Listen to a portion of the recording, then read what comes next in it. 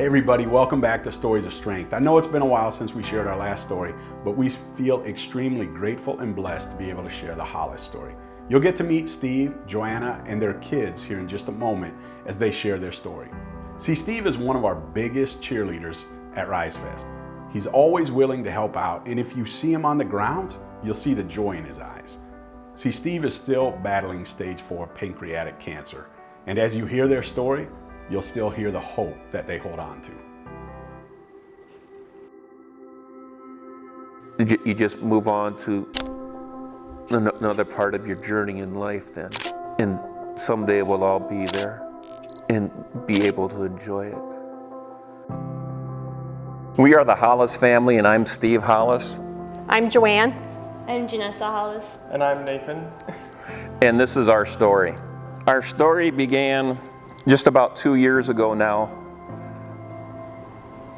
It was a Thursday night before Christmas of 2018. And I was reffing a basketball game over at MOC. And I didn't realize how yellow I was in that until someone had said something.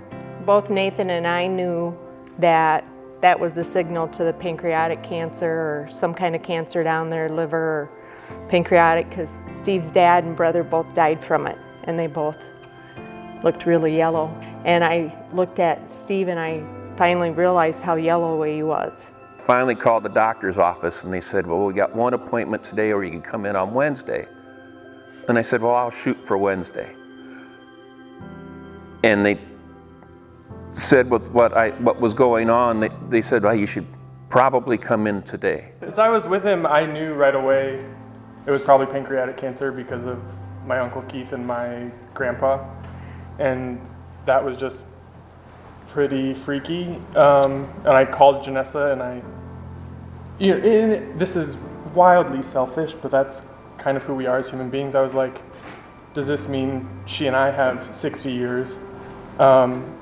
And it's like, how do you live your life knowing? And no one's granted any day, but tomorrow. To think, yeah. Like, am I gonna lose my dad? I was like seeing our grandpa and then our uncle go through the same thing. And like that was like the first indication of pancreatic cancer.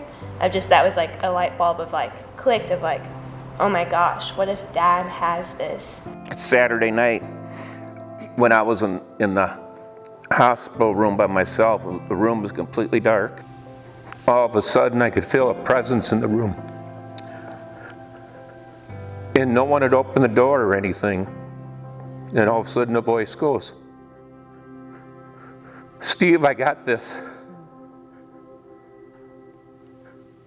And that was before we knew that I had the cancer. And when that happened, I didn't worry about anything. And when the doctor had called me on that Wednesday saying that I had cancer, I said, well, what do we have to do next? Once we got everything, that all figured out, I got my portal put in on January 8th, and I started chemo on January 10th. Up in Sioux Falls. And everything had gone very well, except for I'd gotten infections. And after the surgery, I ended up spending 63 days in the hospital. I was in and out of the hospital off and on this year, 2020. Which was really hard because I couldn't stay with him in the room and be his advocate. And I'd have to drive home. I could stay here in Sheldon with him or go home. You were sick in June, and they had just lifted the ban of visitors actually coming in the room, so I could sit with him during the day from that bout in June till September 9th. And he had a weird cough, and he was running a fever. Our ER gal just thought he had COVID, so they did the whole COVID test, rapid one, and he came out fine. They gave him fluids and some antibiotics, and we went home. And then October 6th is the day that we were gutted again. We went in thinking that we were free of cancer, and they said within that month they saw he had a whole scan that day, blood work, and they said that when they took the pictures of September 9th to October 6th, they could see little nodules on his lungs. This cancer, pancreatic cancer, can just like put seedlings out and go everywhere. So that's what his has done. Even though he was clear, can come back. Realizing how many people have been through this has been really comforting, and having friends who have lost parents to cancer or siblings, and their words of acknowledgement of like, I know what you're feeling and you don't have to tell me how you're feeling, has been really comforting. Just seeing the Lord's faithfulness just like cover my dad, of not knowing why. For probably 5 or 6 years I was praying life over his mortal body, and just seeing it come to fruition. I just feel that we got to remember that the Lord is with us yesterday, he's with us today, and he's going to be with us tomorrow. And I thought that a lot and prayed that a lot, that I needed that reassurance the first time, and I really need it now. Something I've clung to during this whole process is Jesus being acquainted with our sorrows and our grief. We're all alone, but feeling this so deeply, but knowing that Jesus is acquainted with our sorrows and a man of grief. I guess learned that it doesn't really matter how far apart you are or separated by the miles, is that you know that they're praying for me and us, and they're supporting us, and they're both very strong in their faith.